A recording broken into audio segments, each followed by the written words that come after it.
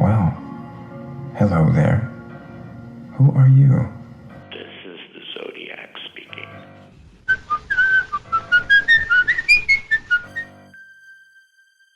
Killing must feel good to God, too. He does it all the time. And are we not created in his image?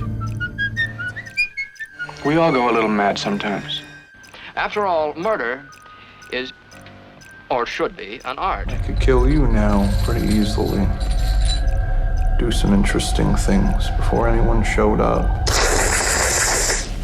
What are these films you can't wait to look at?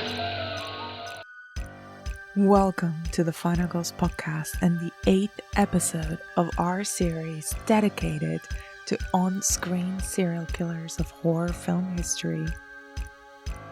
I'm Anna Bogutska, your podcast host, and one of the movies we're discussing today made me never want to eat chips again. It's the 1980s now, peak John Hughes teen film era, and the two films we're covering in today's episode are concerned with the strange dynamic created between a serial killer figure and the teenager they become obsessed with winning over. The first is The Hitcher, a cult road movie from 1986 about a deranged, chaotic, and mysterious figure played by Dutch legend Rutger Hauer. The second is a lesser-known family horror starring Terry O'Quinn, most known for his role as John Locke on Lost, as the Stepfather, a conservative-leaning serial killer obsessed with the idea of creating a perfect family, even if it means trying a few times and killing a few people along the way.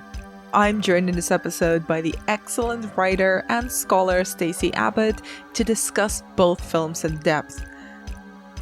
Keep up with the other serial killer movies we're covering in the series over on our Letterboxd page, which I'll link in the show notes. And if you want more non-killer adjacent content, head over to our Patreon page where I post bonus reviews and discussions. And if that's not your bag at the moment, I'd appreciate a review on Apple Podcasts. And with all of that said, please enjoy our take on The Hitcher and The Stepfather.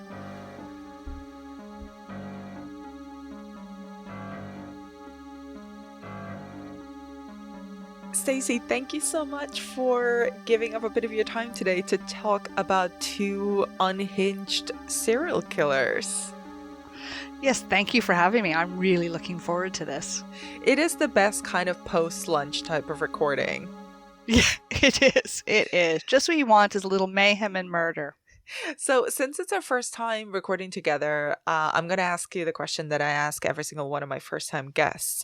What is your own personal relationship with horror? That's a big question. I suppose for me, I've been a fan of horror since I was a kid. I was the youngest of 5 children, which meant that the attitude and about watching things was more relaxed by the time I came around. My parents are much more like, whatever, and I my bedtimes, my viewing was more in keeping with my older siblings. So I used to watch loads of horror movies on TV at home, and my parents and my brothers would tell me stories about films that I was too young to watch. So I was always really intrigued by that. So I kind of grew up with really a fascination with it. And I also like to give credit to my mom, who was a bit of a closet horror fan. Oh. Who would probably never have described herself as a fan of horror films, but she couldn't resist it. She would, we would watch, Halloween on TV. And I always remember watching, I was writing an essay on the Texas Chainsaw Massacre. So I was dutifully watching it and rewatching it, taking notes.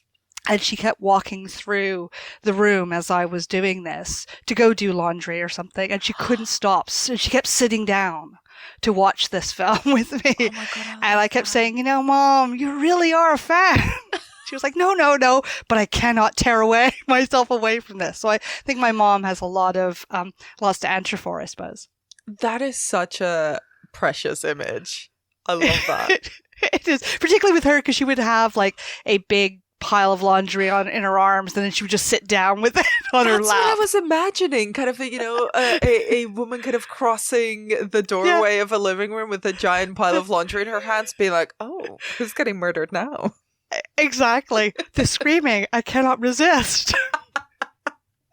And bringing it into the series that I'm doing this over the next couple of months on a podcast, what do you think when you think about the movie Serial Killer? Well, I think a couple things. One thing is I think about is that in some respects, I always felt with most movie serial killers, I always felt safe watching them because they are so regimented and ritualized. I always felt, what are the odds I would fit the ritual? What are odds that I would be who they would select? So I would watch them and go, yeah, I don't fit that formula. I'm good. I feel safe. So I always felt like that, and that was quite comforting to think, no, the odds are. And every once in a while, though, you come across one where you went, oh no, they've got no rules. That, I am completely at risk of this one. So that is one thing I think of. But the other thing, more seriously, I think for me, one of the things I'm always drawn to is that the serial killer film, in many respects, feels like our modern folklore, that it's kind of the whole mythology around serial killers is really a kind of modern era, 20th, 21st century not phenomenon. They pre-exist that period, but really the kind of focus on them. And I think in some respects, they've become this sort of folklore that we keep coming back to, which is why I think these stories get told and retold, because there's a kind of, there's a desire to kind of retell them and reshare them. And they tell us things about the world we live in and how that's changing and our relationship to the world, that the things that scare us and the things out there that threaten us. So I think there's something that folkloric about them that I find fascinating. And I guess that especially applies to films in particular, or the strange relationship between film and true crime, which always kind of are feeding one another. But to kick off the conversation that we're having this episode about two films from the late 80s, featuring two quite chaotic serial killer figures, let's start with The Hitcher from 1986. So it really fits this sort of description that you were alluding to, of kind of this almost folkloric, mythical figure that seems both inspired by real life murderers, but also very unlike, or at least not a direct representation of any real man. So tell me, who is the titular Hitcher and how is he introduced to us in the film? Well, the titular Hitcher is John Ryder, or so he calls himself. And he is someone who seems to haunt the highways of Midwestern America, or at least when we're introduced to him. And we're introduced to him, not surprisingly, given the title of the film, as he is hitching a lift on a rainy, late night, empty highway when a young sort of 18-year-old guy is driving by and decides stupidly to stop and pick him up because he's tired and wants someone to talk to keep him awake. So we're introduced to him as a shadow on the highway, kind of sticking out his thumb and asking for a lift. And very quickly, we know that he is not we know he's a threat. Very quickly. The film does not waste any time in telling us that this guy should not have stopped. Our hero should not have stopped. And this is a threat. As we kind of often, particularly in the 80s, we're thinking, yeah, hitchhiking is dangerous. One direction or the other, it's a threat. It's a risk. And he tells us that from the start. You're right. Within the first 10 minutes, he basically sets out his intentions, which is to kill and dismember the character played by C. Thomas Howell, who was kind of a very, soft-looking 1980s American pretty boy kind of actor. And Rutger Hauer as the Hitcher, he really comes out of the shadows. This deep, dark, black and dark blue cinematography that we get for the first 10 minutes or so of the film. And it's almost pitch black and raining, and he just comes out of nowhere and tries to take control of the vehicle and sets out that he is a killer pretty much from the very start. How do you think this very intense beginning to the film changes the dynamic of the film for us? Well, I think it immediately sets us, like, it wrong foots us, because it says right from the start, this isn't going to be a, it is a cat and mouse game, but it's not going to be something where we're going to have to second guess what's going to happen. It's not going to be something that's going to build up slowly in terms of its intensity. It is intense from the moment he gets in the car. It's intense from the moment he walks up to the window and knocks on the window to be let in. And C. Thomas Howell's first words to him are, "My mother always told me never to do this." And so we know right away, and it sets up this intensity of saying no. And his behavior from the minute he gets in the car is, he refuses, he just won't answer the question, which is, "Where are you going?" Mm-hmm. He doesn't answer. He has these odd gestures. He's like wiping off the rain. He's asking for a cigarette. He's not engaging with the Thomas Howell character, Jim, I think it is. Mm-hmm. And we're not engaging with Jim, and I think that sets up an intensity that says, no, this is our starting point. Where is this film going to go? If within the beginning he is setting himself up as dangerous, we know very quickly that he has already murdered someone else, because we had seen a car pass by Jim earlier, just in the opening minutes of the film. A kind of Beetle, if I remember, a Volkswagen Beetle drives by and passes Jim, and then in the car they go by and they see it pulled over on the side of the road, and he forces Jim to go drive past it.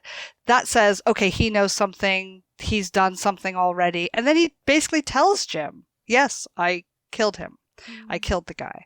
So I think it's right from the start, it says this isn't going to be a slow, suspenseful build of will he, won't he hurt Jim. No, he is going to. His intention is to kill, and his intention is more than that. And I think then it becomes a question of, if he's sort of telling him right from the start, this is what I'm going to do to you, then what is his real intention out of Jim? What is his intention, of what is he trying to get out of Jim as his victim? And I think that just completely changes the tone of the film, that it's not just about violence. There's something else. It's setting up a kind of psychological mind game between the two of them, which becomes the focus of the film. And I think that's one of the things that's most surprising about it as well. This was a first time watch for me. I'd heard about the Hitcher. I've always wanted to watch it, and I sort of expected it to be a by the numbers 80s slasher.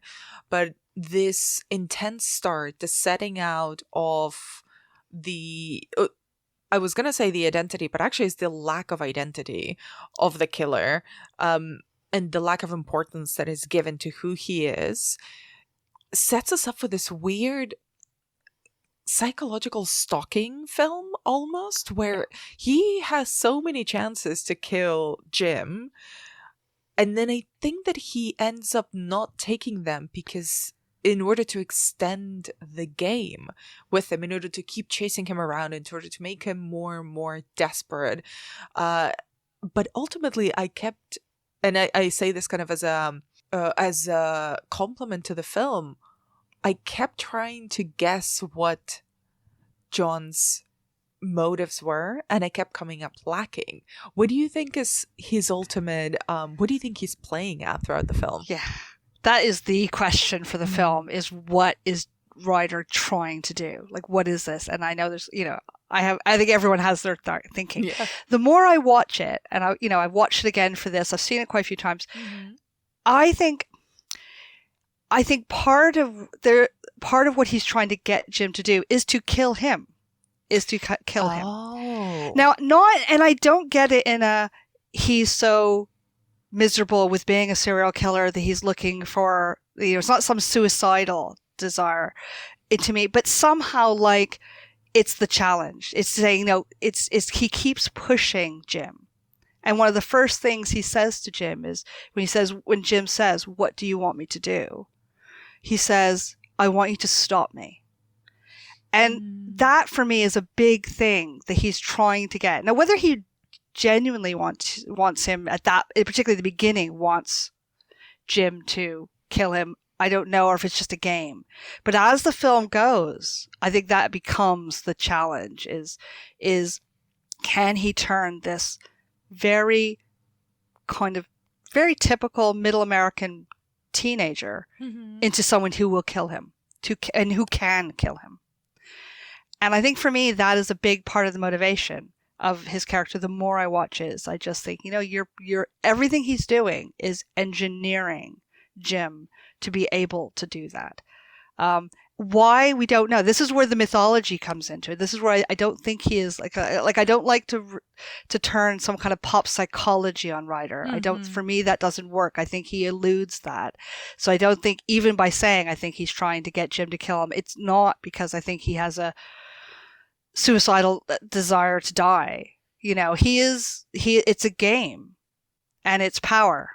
And it's a challenge. So I think for me, that is the big part of what's going on there, and how when I watch it, what I keep coming away with is saying this is a twisted challenge to turn Jim into a killer. I think it's so interesting to hear you say that, because as I was watching it and as I hear you speak, what I'm thinking of is not necessarily that he wants to be killed or vanquished in some way by Jim, but rather he maybe wants to fabricate, to create a new killer, someone to take over the highway, to continue murdering people and spreading chaos after he's gone, not alongside him, but almost replacing him.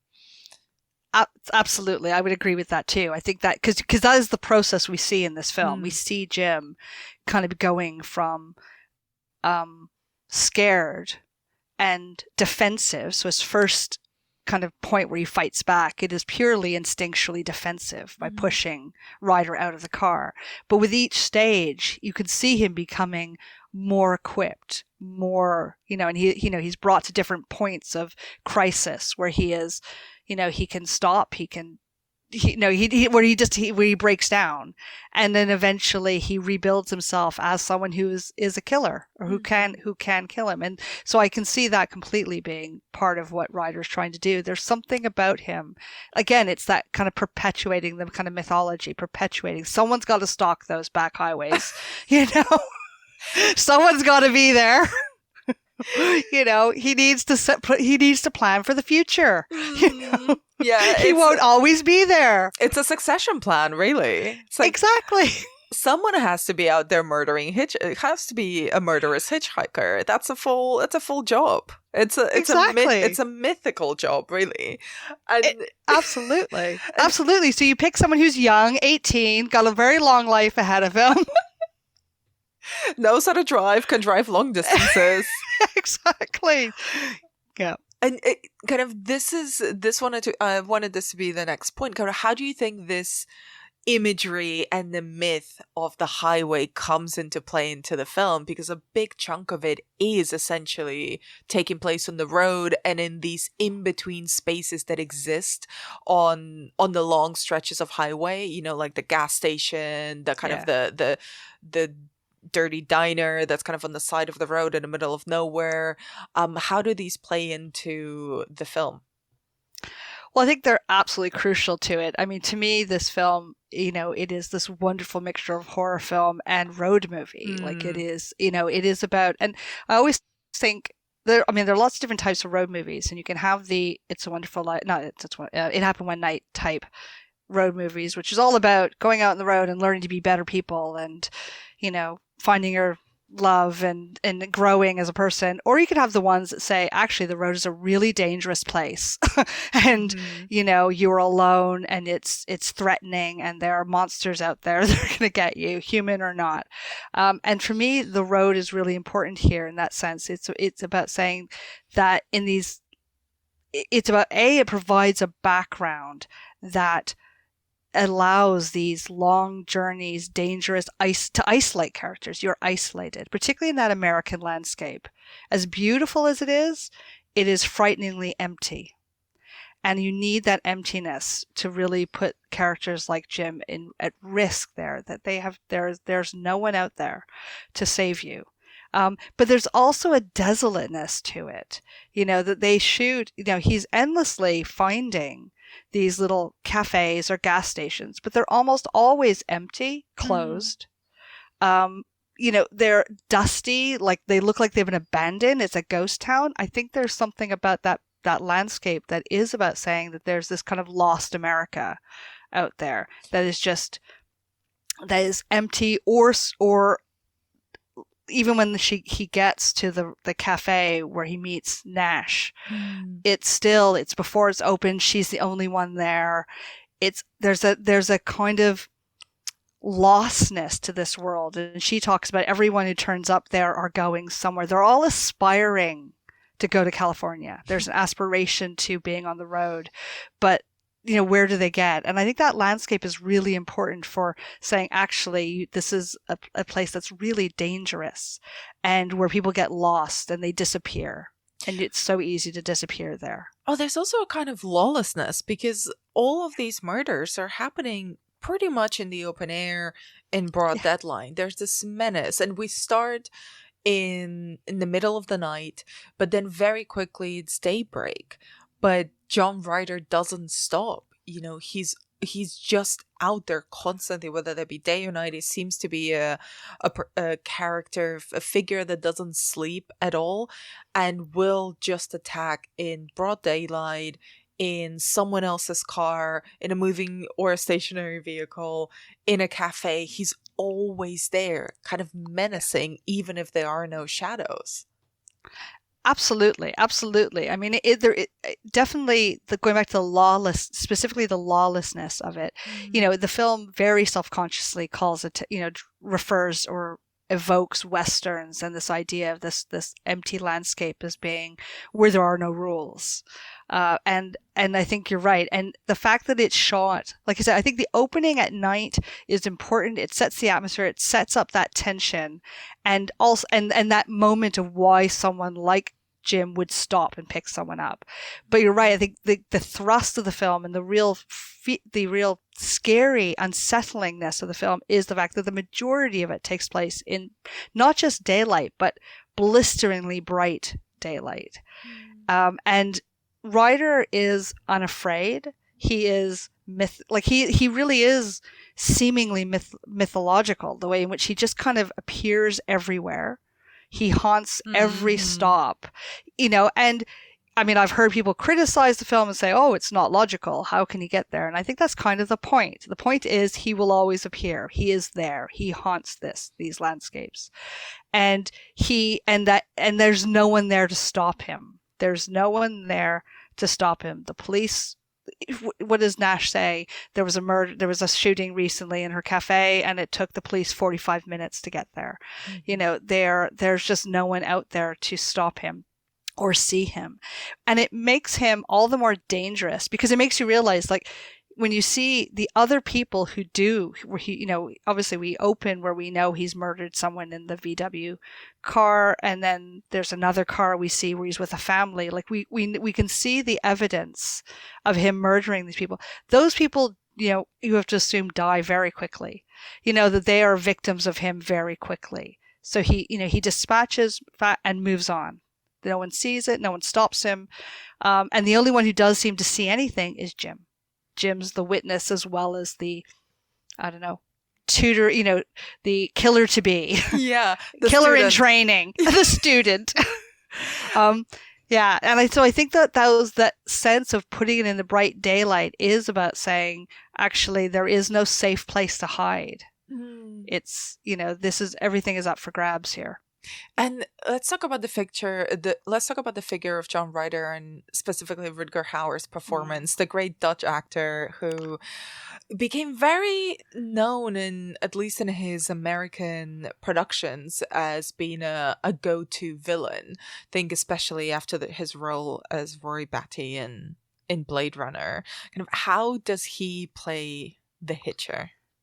He plays it beautifully. Like, he plays it so strangely and ambiguously. And I saw an interview with him where he talked about the fact that at this point in his career, he was saying, I want to give up playing villains. I don't want to play any more villains. And then he gets the script for The Hitcher. And what does he do? He plays the most villainous villain he could possibly play. But I think there's something about him that plays the character really ambiguously. He's not ambiguous in that he's obviously a villain. He's obviously a monster, but he's enigmatic. He doesn't disclose much about anything about himself. There is something, he has lots of strange, kind of very Rutger Hauer-ish kind of gestures and expressions, lots of strange smiles that are unexplained, or a lot of props he uses. He has a handkerchief that he uses quite a bit in the film in the beginning, where he's kind of wiping the raindrops, but then later on he wraps the bullets in it, or he even waves it at Jim as he drives away in a car, like he's like surrender, but it's hardly a surrender. There's something kind of wonderfully nuanced in Hauer's performance, which in some respects I can't imagine anyone else playing this character. They did look to various other people before him, and yet it's hard to imagine anyone playing someone who is both charismatic in a strange way, in the sense that he is very visually gripping to watch. Like every time he turns up on screen, he commands that screen. You can't look away, in the way that Jim can't look away. Yeah. And there's something just really like mesmerizing is probably the right word for his performance, which I think is key to the character, because he is gradually mesmerizing Jim. He's also deeply menacing even when he doesn't say anything. And the way that he delivers, I think a lot of his menace is concentrated in his delivery. The way that he just describes cutting off a man's limbs and then killing him, or in the scene in the diner in particular, where Jim is holding this gun that's unloaded under the table, and his eyes break out into this sort of mocking laugh. You stay seated right where you are, or I'll blow your brains through your ass. The gun is empty. Yeah? Yeah? Yeah.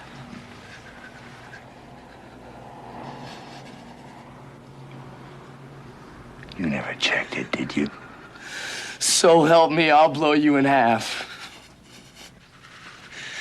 All right. Squeeze the trigger. I will. Please. Oh, I will. Because you can sure as shit bet I'm gonna squeeze mine. He just... he cannot fathom how this boy thinks that he's going to attack him or even protect himself. And he sort of has that chaotic Jokerish energy where you cannot tell what he's capable of, what he's going to do next, whether he has any limits at all.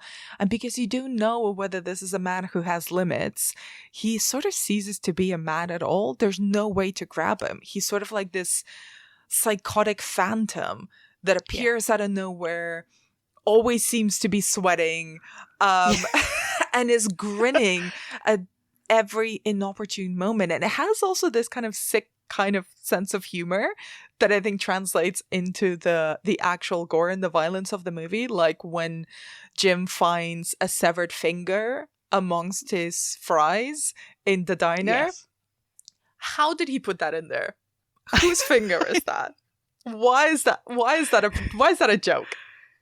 Yeah, absolutely. I know, it's one of those great moments, and I keep going back to when I watch it and go, well, how did that happen? Where is he? Like, is he under the table? Like, where is he hiding? But it's a really, there is something great about the way in which he plays this. Not like he's not playing it for humor, but it's like he is the one on the inside of the joke. He always is he's got the upper hand on Jim. He finds Jim bemusing at times because Jim's trying to stand up to him, and particularly that scene, the bit in the diner, is great because you could see him kind of egging Jim on, but also going, you're not ready yet. Like, you're not ready. Like, you're not going to do it. You're not up to this. And there's something kind of wonderful about the way Hauer plays that. And it is really unsettling. It is really menacing because it's like he knows the full script. And we don't yet. Yeah. He knows where it's going. I know exactly where we're going here. I know exactly what buttons to push and how to push them and how long it's going to take. And I will just keep sitting back. So he does keep turning up because he not only turns up, like the cafe bit with the finger where suddenly I was rewatching that bit and going, where, like, because because it's two things. It's the finger, but also that he plants the knife on Jim. And I was going, when does he do that? And then I went and back and you look back and you go, okay, Jim leaves his jacket in the cafe when he goes to make the phone call and then goes to clean up. So you're going, at some point or other, he sneaks in, drops a finger in the French fries, drops a bloody knife in the pocket, steals his wallet, and all within like the 3 minutes it takes him to kind of wash his face and brush his hair. And there's something, and he does that. And then later on, like, it's like, and this is where that landscape is really important. We keep getting these really big, wide shots of this empty landscape. And yet suddenly he'll appear watching to know exactly when the right moment to turn up to shoot the police so that Jim can't turn himself in. And Jim has to keep going. And, and he's like his timing. So you're going, well, wait a minute. Where were you hiding? Like, where were you that you could just suddenly drive up now precisely at this moment? Because it's like he knows exactly, like he is just on the other side of the frame, knows exactly where to hide. and I like that. There's something about, it's like he is in control of the narrative. Absolutely. And he almost, as the film escalates, particularly in the scope of its violence, towards the final scene where Nash, who's the diner waitress played by Jennifer Jason Leigh, gets literally torn apart as she's tied between two trucks. I think we're only getting to that point because he allows it to get to that point. It's not that he's allowing himself to be caught or seen or to be identified by the police as the real killer, because he'd been framing Jim up until that point as the potential highway killer. It's almost like this is the final play that he does. And it has to be extravagant. It has to be big. And as we were saying before, I think it has to be that big so that he can force Jim to become the killer that he's training him to be. Absolutely. And you can see the escalation. The first two deaths happen off screen. We don't see anything. We just see the cars by the road.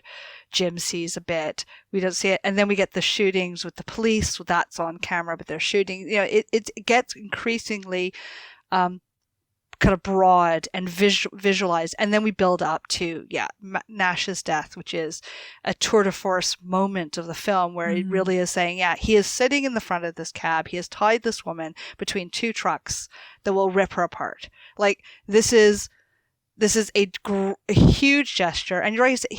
I think in some respects, I keep wondering, I don't know how much Jim being framed. I mean, Jim is being framed. He plants the knife, but I think that's almost a byproduct. Like, it is like, yes, that just allows him to just keep making it more and more difficult. Well, it forces Jim to pay attention. Yeah, exactly. To never let his guard down. Yeah. And to stay on the road because he has to keep going. He has to stay on the road because he has to try to escape, and work out because, Jim is endlessly trying to turn himself. I mean, he's endlessly trying to turn himself in. He keeps doing it, saying, I want to turn myself in. Please let me turn myself in. And John Ryder says, nope, nope, you were going to. So he has these moments where, he pushes him. So we get to this big sequence. Actually, and the other one, just to give nod to that other sequence that I think is a really key one, is when Jim has turned himself in and is in jail. And Ryder, again, it's off camera. It's happened presumably while Jim is a very deep sleeper, that he's in jail, and Ryder's come in and killed the police officers. And you get this really surreal, disturbing scene that Jim finds as he walks through this empty station to find not only the police officer's all dead, but it's, to me, I will forever be scarred by the sound of the police dog lapping up the blood of the police officer, which I found really disturbing. Like, it's a really unsettling and it's almost nightmarish moment where you can see Jim going, is this real? Like, and I think, so you get these rather Baroque moments that I think set up the escalation of what he's doing to build to the sequence with Nash. And you're right. I think it's about pushing Jim to finally become a killer. And even then, even in this moment, he can't do it. Like, he still can't do it. Partly because Ryder keeps putting him in these scenarios. To me, for that sequence in the van, in the front of the truck, where they're talking, feels like a repeat of the opening sequence when Ryder is in the car, because both of them, he is saying, you need to do this, you need to stop me, and it takes the killing of Nash to push Jim into a position to be able to become the killer the Ryder wants him to be. So, like, again, caught by the police is a byproduct. And I wanted to talk a little bit about the screenwriter of The Hitcher, Eric Red, who, this is his first film, has a bit of a mythical kind of story about how he delivered the script to producers, saying that they weren't going to sleep for a week after reading it, and they weren't going to sleep for a week after the movie got made. And then he went on to write several films for Catherine Bigelow, including Near Dark, which I know you love and you've written a book about, and also Blue Steel, which is, I think, is one of the most interesting Bigelow films that doesn't get discussed as often. Yeah. He then went on to write the remake of The Hitcher as well in 2007. Kind of knowing that you love Near Dark so much, do you see any similarities between The Hitcher and Near Dark, which would be his subsequent film? Yeah, I do. I mean, I think they're really interesting parallel texts, partly because of the landscape. Again, similar play of light and shadow. It's all taking place somewhere between this clash between day and night as our characters are circulating on the roads. But I think more importantly, I think there's a lot of parallels between Ryder and the vampires in Near Dark, as these almost like in Near Dark, it's like it takes it to an actual mythological kind of reality where they're vampires. They haunt these back roads. But I think more important, it's not just that they're vampires, but it's like they're unstoppable.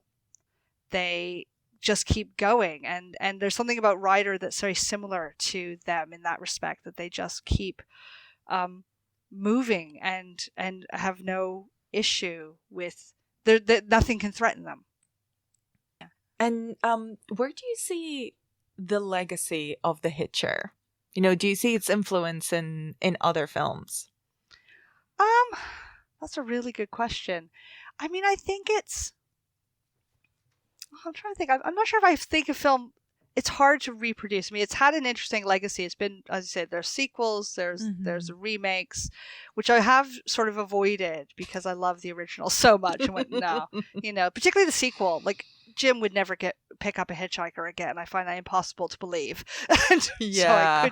So but I think there's something about that idea of the kind of stalker and someone training someone to be, I mean, I know you're going to talk about this in a separate episode, but I was even thinking of something like the TV series of Hannibal, that sense of this wonderfully disturbed relationship between a killer and someone he is trying to push to become a killer and to become like him. And this psychological line. And so it's not so much that, that's a legacy, but there's a correlations there I see there where you're seeing this idea of the serial killer being a genre that allows to explore these kind of twisted relationships. If that's a good legacy for this film.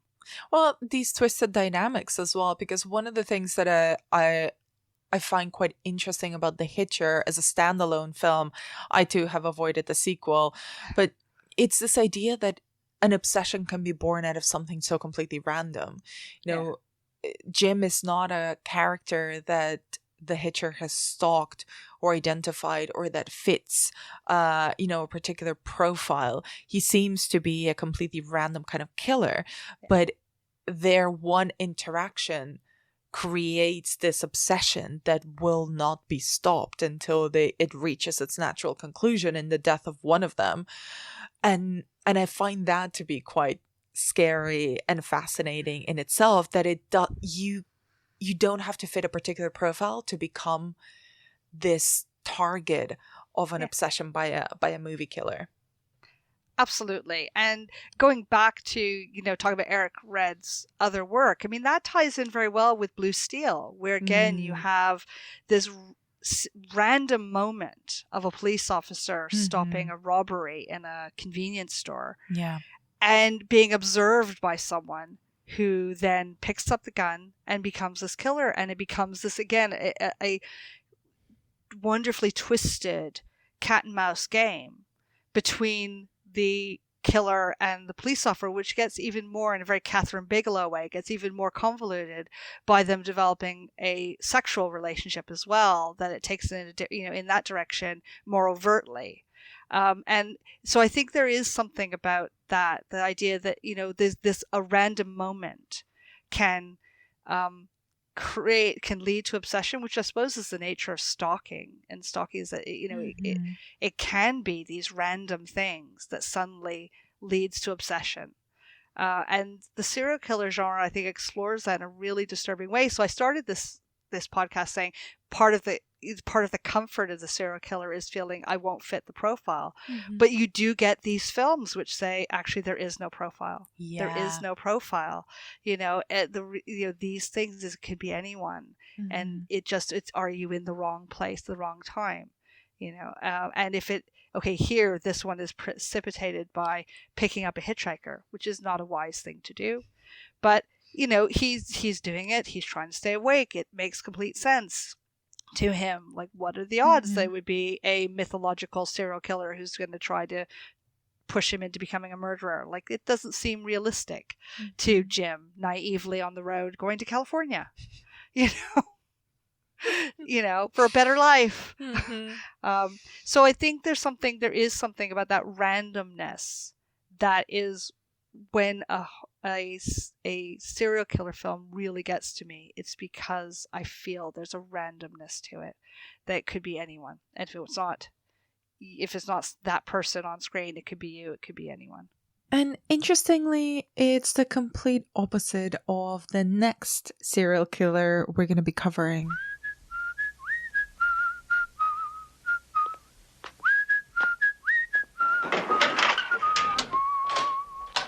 Jerry in The Stepfather, who very specifically targets women with a child so he can manufacture the perfect all-American nuclear family. And The Stepfather is a film from 1987, so they're very close together, and similarly to The Hitcher, starts very economically and very brutally by very quickly introducing us to who Jerry is, played by Terry O'Quinn, what his outward persona is, and what his inward personality is like. So what is your relationship with this film? Had you seen it before? Were you aware of the Stepfather franchise? I had seen it. I came to it later than The Hitcher. The Hitcher was one I came to sort of right around the time it came out, or at least on video. The Stepfather I came to later. I was sort of vaguely aware of it as a franchise. Then I think it was recommended to someone by me. No, you should give this a go, and so it was in the kind of mid-90s, I think, that I saw it, and but my relationship was I was immediately drawn to it. And I have to say, I also used to teach it on a horror class I taught, this kind of family horror. And I always loved it. I think it's a really rich film because none of my students would have seen it. And it was a great one to kind of talk about family horror.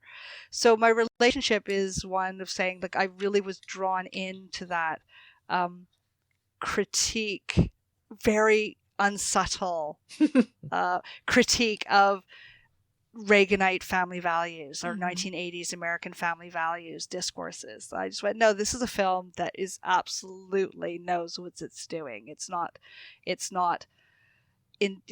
trying to be subtle. It's not trying to be vague. It is wearing its meaning right on its sleeve, to make a very kind of overt comment on kind of middle America, which I think works really well. And I think there's something, again, like it comes out late 80s, sort of, in the latter part of that kind of first, that kind of wave of slasher films. And it's a film as well that has a relationship with the slasher film, but isn't quite a slasher film. And I think that I've always really enjoyed is a kind of, it sits alongside slasher films in really interesting ways. How do you think it sits alongside slasher films? Well, because I think it's got the teen protagonist, who in very ways is kind of coded as the final girl at the end, in the sense that she, even though she's not alone, but that she is kind of coded in her being stalked by Jerry, that she's being presented as someone who is overtly, is trying to escape this. It's coded a lot, it's a lot, sits alongside it, even all the references to Psycho at the end, with the shower scene and the butcher knife and him walking up the stairs with the butcher knife. And we're kind of leaping to the end. We've talked about the beginning, but I think it's kind of, it's sort of recognizing the relationship, but it's not a slasher film in the traditional sense because, whereas The Hitcher is all about, killings all the way from the beginning. This one, we get a brutal opening, the aftermath of a killing, and then we spend a lot of time just watching Jerry be unhappy with his family, and trying to make them into a better family. So, and I think that is very different. It suddenly it becomes much more suspenseful, like watching those moments where he's beginning to crack, because we've seen from the opening this really disturbing introduction of him, we're introduced to him covered in blood, cleaning himself up, and tidying himself up and cutting his hair and changing his look, and then walking out the house as he passes by the bodies of his wife and children. It's a brutal image. It really is. It really shocked me, actually. When I settled in to watch it, I was not expecting it to show an image like that in the first 5 minutes. It really starts with this very intense opposition of imagery of this like well-groomed, very quite conservative looking middle-aged man walking out with his briefcase and his tie and his vest out of this perfect suburban home, but behind him, as he closes the doors, he walks down the stairs, every single surface is covered in blood. There's dead children. There's a dead woman. Everyone is it's a bloodbath. And he barely even looks at them. And he doesn't have a single drop of blood on him as soon as he leaves soon as he leaves that house. And he sort of leaves away, and suddenly there's a time jump and he's got a brand new family.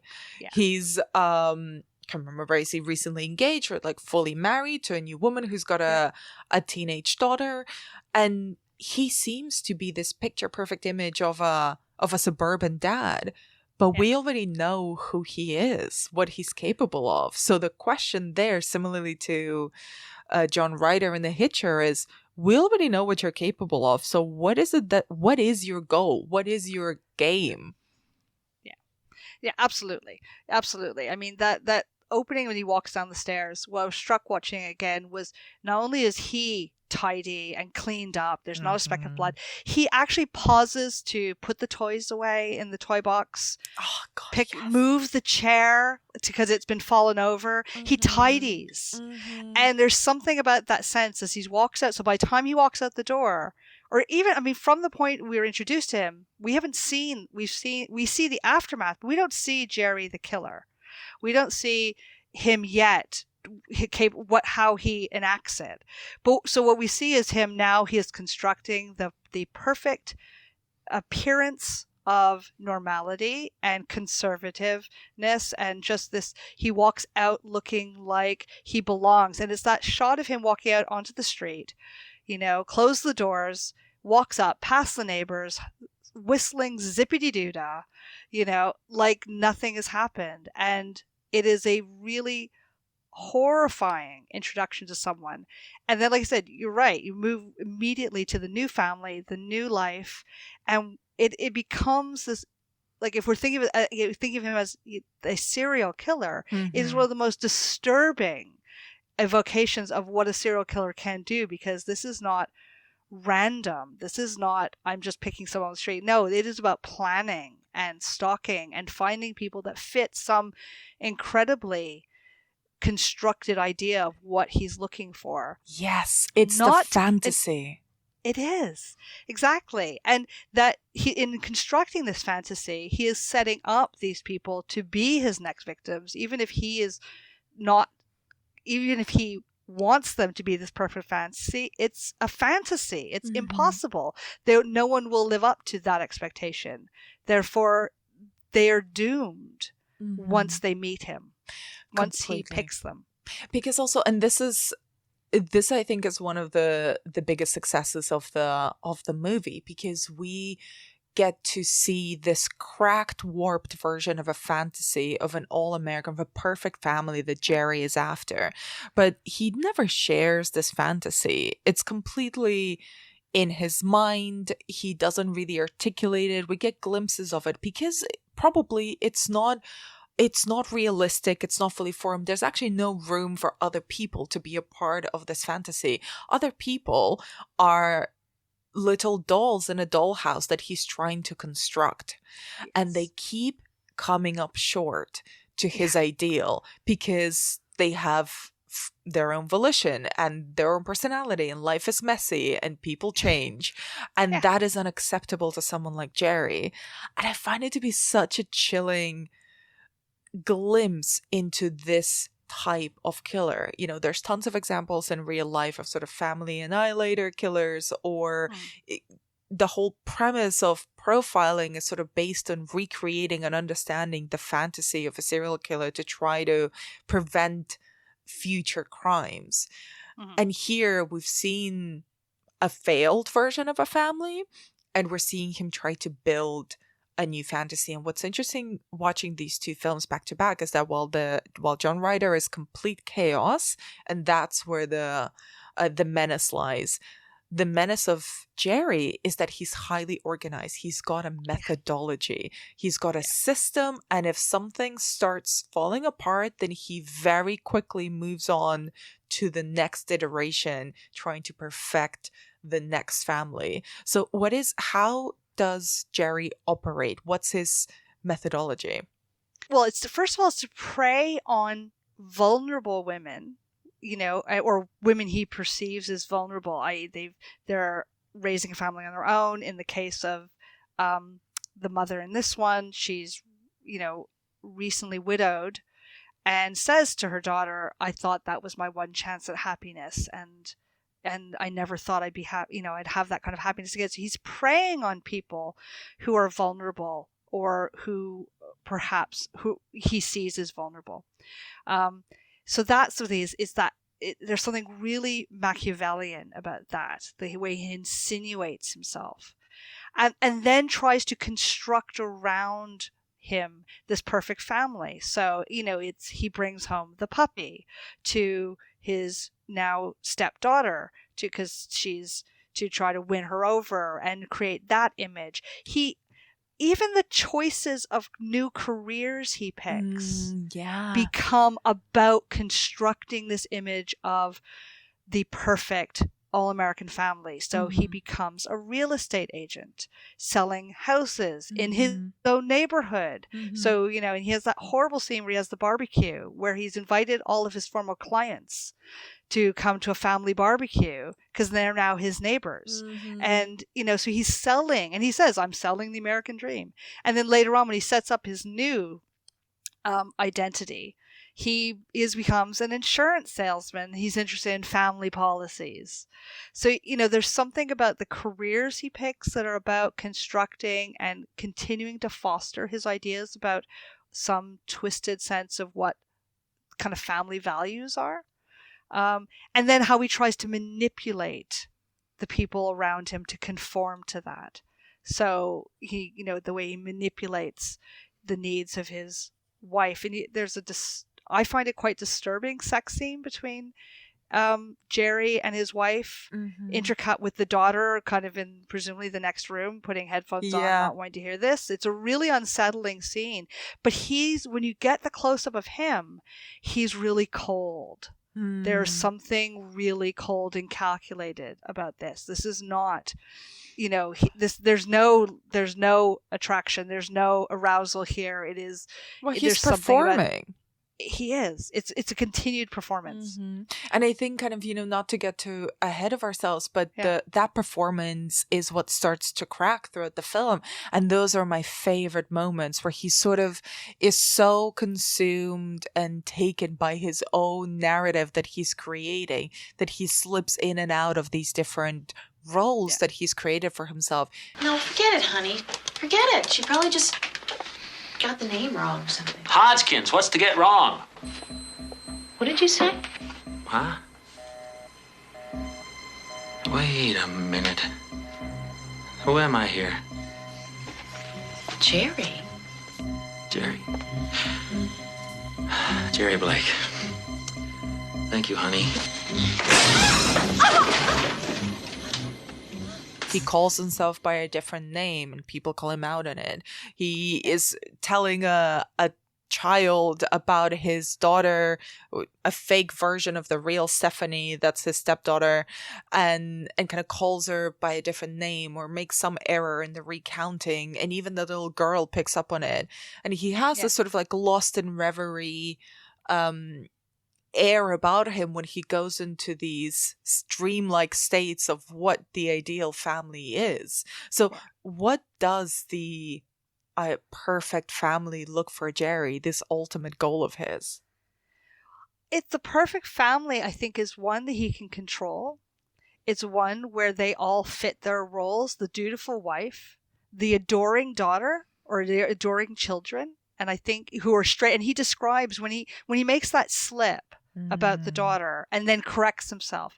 He then also fabricates her story and says, she's on the at the yearbook committee or something like that, like school council. She's on school council. She's a straight A student. He's fabricating this idea of what she should be. Of course, the reality is the film then cuts to her in a fight in her art class where she's getting into a fight with one of the other students. So she's not this. But I think he's looking to create this fabrication of the perfect, dutiful daughter, the adoring wife, and trying to, and something that he can control and that they all look up to him and will never change. I think one of the problems where his desire to control is doomed, why every one of these families is doomed, is because kids grow up. So even if they were adoring children, they're going to grow up. And so even at the point when he wins Stephanie over, and preys upon her weakness at a weak moment to suddenly insinuate himself in with her so that she finally stops suspecting him. But then he completely ruins it because he catches her kissing a boy. And suddenly he explodes and you see that no, she is growing up. She's a teenager. She's 16 and she's kissing a boy.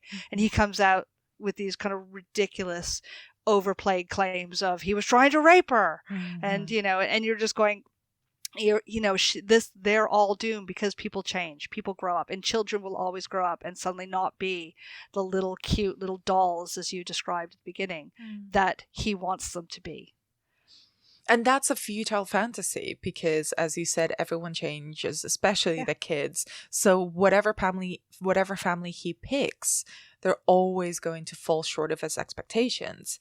And let's talk about Terry O'Quinn's performance.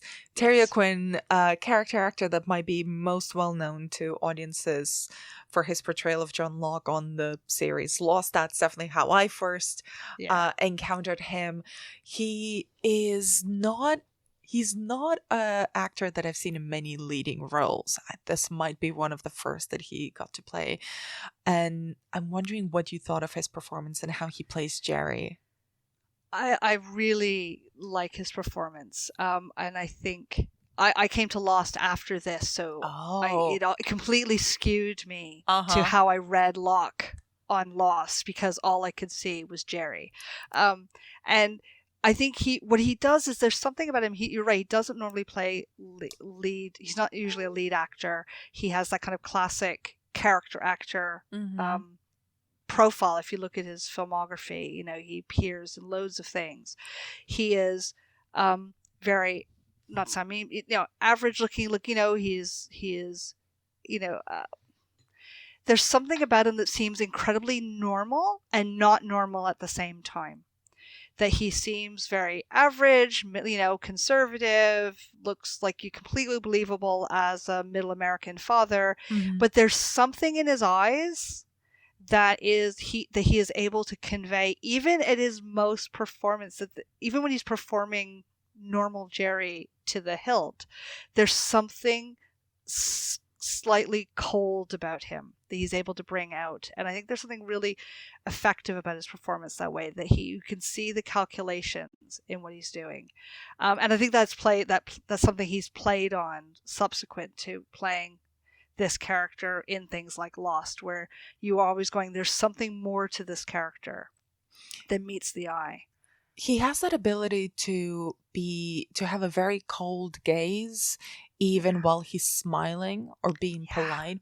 He's never rude. He's never out of step. That outburst that you were describing earlier with Stephanie is one of the few kind of losses of control that we see him have before the big crescendo at the movie's end.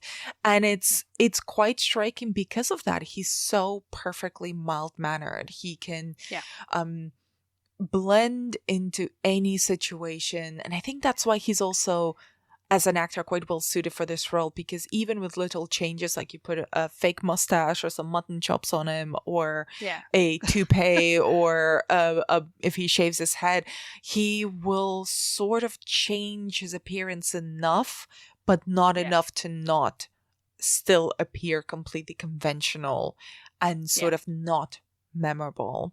I think the not memorable is really key. Is there's something about him you could see, people not noticing him. Yeah. They don't notice him on the ferry when he's going in the bathroom looking like one thing and something else when he comes out. No one notices. There's something about him that is very just run of the mill, that there's something that he just blends wherever he is. And I think that's also how he picks these families that he tries to mold or make fit into his idea of a perfect family, because he's not really going after, particularly rich women. He's not after their money. It's not like he's murdering them for that. He is going after he's not going after lower income women either, to try to manipulate them through money or that kind of economic or social power. He really is trying to go after the medium, the most average possible situation in small suburban areas. He's not going too far, but also there's something quite chilling about how he assumes that once he's gone, once he is severed a connection with a place, once he's killed a family, that no one will come looking for them. That once it's out of sight, it's out of mind, and he moves on and does not imagine that anybody who he has killed will have people who will inquire about them or miss them. And that becomes his undoing, right? When the brother of one of his victims comes looking for him and tries to find out who this shape-shifting serial killer is. Absolutely. And I think that's really key, is that, and there's that great moment when the brother-in-law turns up and sees him, and there's something kind of wonderfully disturbing about Jerry's response, which is to say, wow, hi. I haven't, hi. I haven't seen you. It's you. He's not shocked. He's not like, oh my God, I've been caught. He is like, hi. It's been ages. You back from Europe? It's just nothing. And I think that's the thing. It's where he can slip. And again, this becomes his undoing, is that the ways in which he slips in and out of these personas, because he is, for each time he is undertaking this kind of planning the demise of one family in favor of the new, he is living between these two. He is moving back and forth between these identities, setting up a new identity and preparing to kill off his old one. So he's able to kind of almost like a chameleon move back and forth and assume that no one's going to be looking for him and no one cares. And also because once he's killed them, he's moved past. Mm-hmm. He's forgotten them and they are literally dead to him. Like literally he walks out the door and he's whistling as he goes up the street. And we see this when he kills the other sort of only non-family victim, which is Stephanie's psychiatrist. Yes. Who is onto him, or at least is on the path to being onto him, and he kills him. But even after he's done that, which is again it's his only full on crime of passion, in the sense that he is caught in a mistake, or no, he catches this guy and realizes he's looking for him, and then you get this really brutal murder. And of course, part of the brutality isn't because he's been caught; it's because the psychiatrist had made all these disparaging comments about families. And, there's a brutality because he's attacking what he values so much. But when he's finally then calms down and sets about disposing of the body to cover up what he's done, he's back to the meticulous planning, organizing, and then walks down the road whistling zippity-doo-dah as he heads home. And you just go, no, there's something about the compartmentalizing of just, I've now moved on and I will not be implicated here. No one will find me. No one has there's no anxiety about forensics or fingerprints or anything like that. He's utterly devoid of anxiety or fear. Yeah. He's in his own quiet suburban way the most fearless serial killer that I've covered so far amongst the movies we've seen. He has no worry in the world. He almost assumes that he won't ever be caught, that it's going to be completely up to him when to stop when he finds the perfect family. And I do, we spoke about those little fractures in Jerry's psyche, especially towards the end, where he just has this moment where he calls himself by a different name and just goes, who am I here? He's like, which one of these identities am I now? I'm wondering as well about his relationship with Stephanie and how that's characterized. Even with the title of the film, The Stepfather, the relationship with Stephanie seems to be Jerry's core preoccupation. He spends a big part of the film trying to gain her trust. How is that dynamic characterized in the film for you? Well, you're right. I mean, it's about trying to, I think the key dynamic going on there is that in order to construct the family he's trying to build, he has to win her over. He's won the wife over. And in this case, it's her that is the stumbling block, because she is, one of the things I was thinking about, I was watching again, was that she herself is dealing with her own issues around having lost her perfect family. Her father has died. So for her, she doesn't talk about it being a perfect family in the way he does. She's mourning that. She is struggling with that. She's lost her dad. She has lost what makes sense for her family. And the stepfather embodies that loss. Like, he is a threat to that for her. So one of the things I find really interesting about the film is the ways in which the two of them it becomes this battle between them, because in many ways they both have their own sense of what a family should be.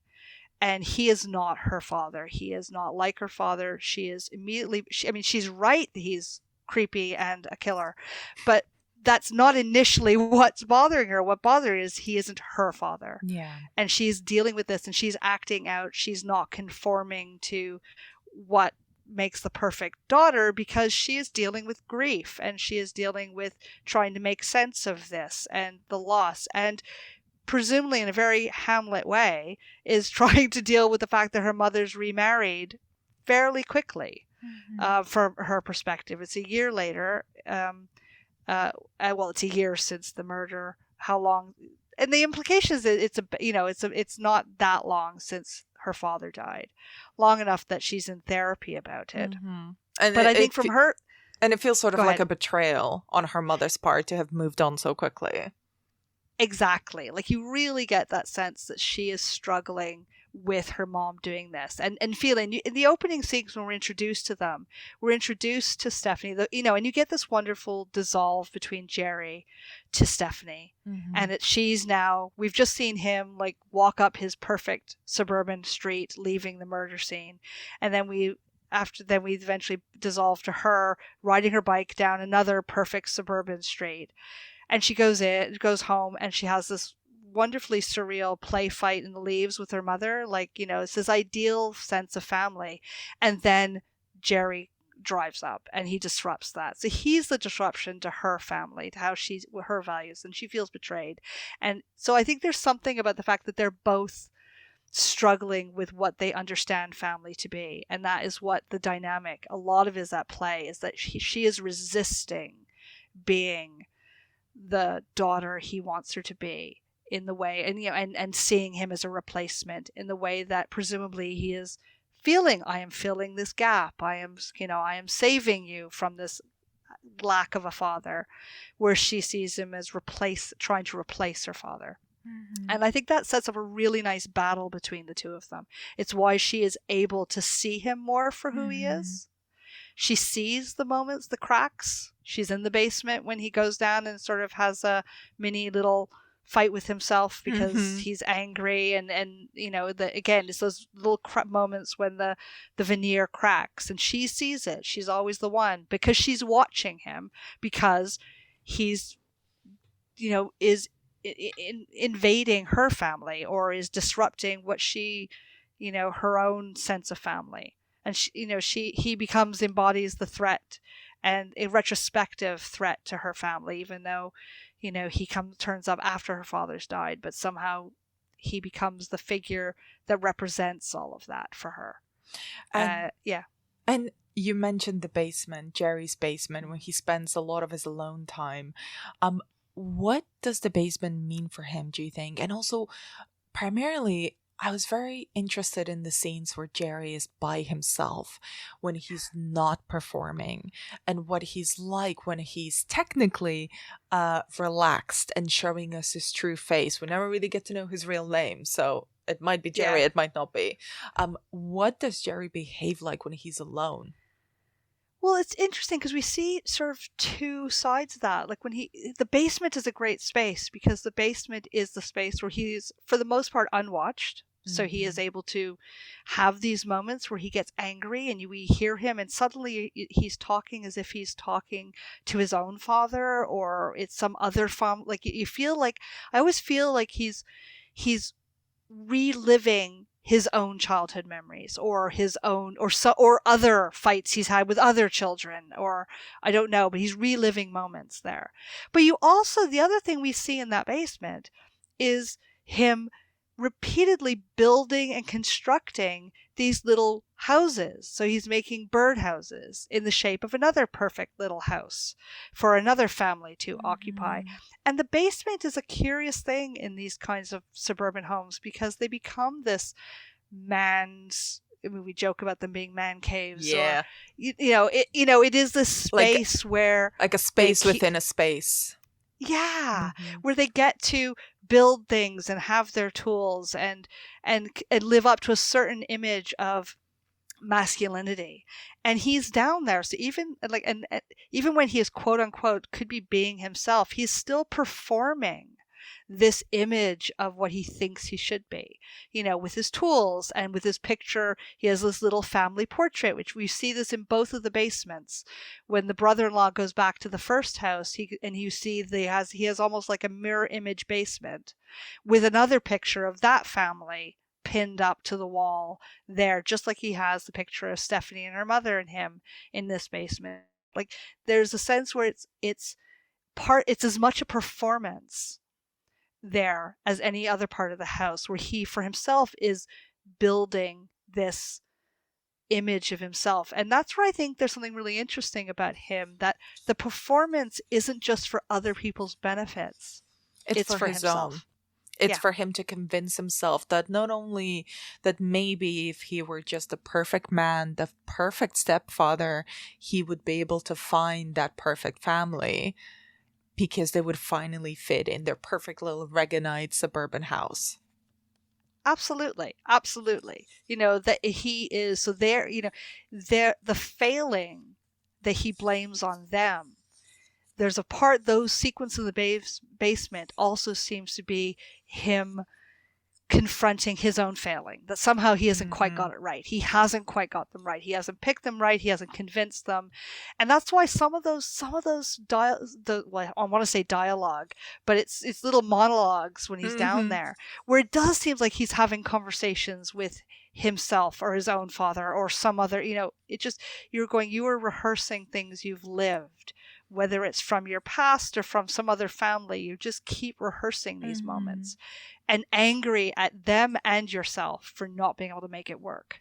And it's happening again. I think it genuinely is one of the most intriguing sort of movie serial killers, or depictions of a movie serial killer, because without giving us any backstory on Jerry, and like I said, not even his real name, we get such a quite well-traced idea of where his fractures are, what his idea of himself is, and what his fantasy is, and how much he's willing to do and how far he's willing to take it to replicate, to try to reach out for that fantasy. Even, in his last moment, he's so fully committed to it that even when he's killed in the final confrontation, he still mutters this "I love you" to his wife, who, he's completely bought into his own idea right until the very end. I don't think he genuinely thinks of what he's doing as killings in the film. I think he just looks at it as scratching something out on a piece of paper and moving on. Like turning a blank page, and once you have, it's gone. It does not matter. It's not even real people. No. I was thinking of it as I was watching it. It's like the etch and sketch kind of murder. That he literally kills them, and it's like he shakes up the etch and sketch and starts over. And that it just really is where he and I do think in his own twisted way, he's buying into his performance. So when he gives his speech at the barbecue and gets all emotional talking about his family, I actually think there's a part of him that, it's all performance, but it's not performance. Like his emotion, I think he's not play acting because he really wants this. This is part of him that wants this. So he is feeling emotional about his mother, his wife and daughter, because he has this moment of seeming to have it, even if in the next scene he sees a threat to it when the newspaper article comes out, which is about the previous murder, and suddenly that's the beginning of a fracture. He recognizes there's something out there. He's shocked to realize they might be looking for the person who killed this family. So there's something like, it's like he gets more violent when he realizes, when he is thrust out of his fantasy and his own belief in it, in the fantasy he's constructed. And that's when you start seeing the kind of, not just the breaks, but the violence that he is capable of, even though we don't see him perform the violence very often in the film. We see we see lots of really unsettling glimpses of it. Well, we don't really need to see that much violence performed, because the characterization is so effective. Yeah, and absolutely. Before we wrap up about both of these films, I know both the Hitcher and the Stepfather had their respective mid-2000s remakes. Have you seen any of these? Did you have any thoughts on them? I have to say no, I didn't. I couldn't bring myself to see the Hitcher one, because fair enough. And Sean Bean, who I do like Sean Bean a lot. I just couldn't bring myself to see anyone but Rutger Hauer play that. And to be honest, I have nothing against watching The Stepfather. I think I'd be kind of interested to see what it looks like in a non-80, in a more contemporary landscape. I'd be interested to see that backdrop. It's one I just haven't got to. I'm now intrigued now. I think maybe I'll go and give it a go now and see what it's like, because I'm kind of curious. I have to say, I've not watched the Hitcher remake. I'm not as diametrically opposed to it because Hitcher is a new film for me, but I did watch the Stepfather remake. It happens to be on Netflix. I was aware of it because once upon a time I devoured every single episode of Nip Tuck, so I'm aware of Dylan Walsh, who plays the Terry O'Quinn role. And I kind of like this idea of taking doing a remake or a reinterpretation of a film that is not super well known, that is not a super beloved property, that has a couple of great ideas or a great character that you want to re-explore with a new context. That said, The Stepfather from 2009 is not it. Should I watch it? Well, the quick answer is no. The long answer is it is so much more interested in the murders than it is in why a character like Jerry would be murdering someone, what an updated version of A Perfect Family would be in 2009.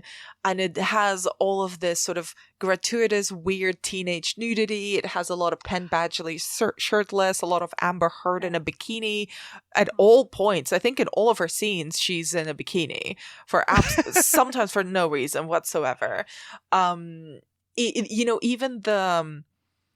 Even the gender flipping of the characters, of it being a teenage son versus the stepfather instead of it being a teenage daughter, would be such an interesting new dynamic to explore, but the film isn't really interested in that.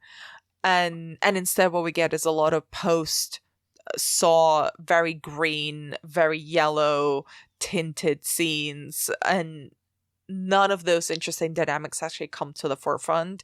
It's just a straightforward slasher, with the exception of the ending, which I think they left open for potential sequels, although nobody's craving a potential sequel for the 2009 The Stepfather. Yeah, it's not surprising they would go down that route, but it's disappointing because it just says that you don't really understand what works so well about this film is that it's not conforming to any of those cliches, and it is built up in a really good, unsettling, disturbing performance of someone trying to embody some twisted sense of kind of family values and normality. Like I just think it's such a great film to challenge us in terms of when we use that word normal and how normality is itself monstrous. Like I go, no. And that's the thing, going back to Terry Quinn, I think he's so good at that. Like he really does give you a sense of being incredibly normal and showing you how frightening normal can be. Yeah, he really embodies a kind of menacing side of quote unquote normality. Exactly. And before we wrap up, Stacey, is there anything about either the Hitcher or the Stepfather or its titular serial killers that you wanted to bring up that we might not have covered? We've covered a lot. I think one of the things that struck me watching the two of them close together was that fact that they're both, in some respects, so different. Yeah. Because they are, one is on the road and one is about the home. One is, two films that seem so different. And yet they're both focused on this very complicated relationship between the killer and this teenage person in their world, who is the only one who really sees them for who they are and sees them. And I found that really interesting in terms of like coming out of the 1980s teen culture, American teen, like I'm going, no, there's something really fascinating about these two protagonists of Stephanie and Jim as these very average, normal American teenagers who are confronted by horror. And I thought that was a really interesting thing, that both watching them together, I went, oh no, I really am enjoying that side of it. Totally. And also about both of them, both Jim and Stephanie, struggling to be taken seriously and for their fears to be believed by the elders, by the adults around them.